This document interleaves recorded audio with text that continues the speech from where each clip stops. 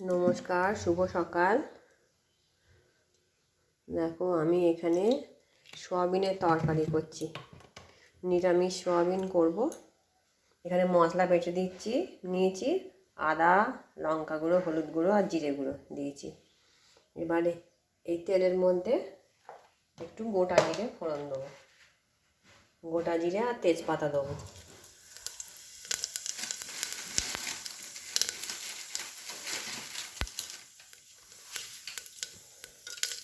তেজপাতা দিয়ে দিয়েছি। এবার আলুগুলো দিয়ে একটু ভেজে নেব।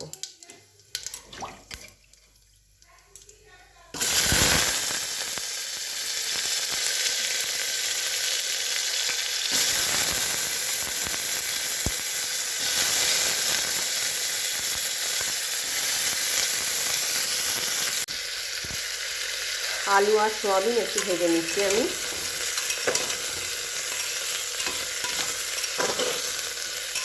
ভেজে নিয়ে তারপর মশলা দেবো। আর কী কী রান্না হয়েছে তোমাদের দেখাই।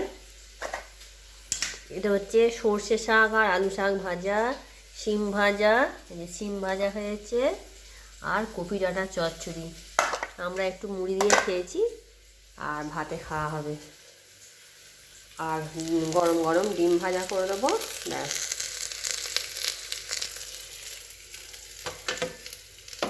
দেখো এই বেগুনগুলো পোড়া হবে। গাছের ধনেপাতা, কত ছোট ছোট গাছ, চাটি তুলে নিয়ে এসেছি এই বেগুন পোড়ার সঙ্গে মাখার জন্য। আমার সোয়াবিনের তরকারি হয়ে গেছে, ঘি গরম মশলা দিয়ে করেছি। ঠিক আছে, তোমরা আমার এই চ্যানেলটিকে সাবস্ক্রাইব করবে, লাইক করবে, কমেন্ট করবে। আজকের মতন টাটা।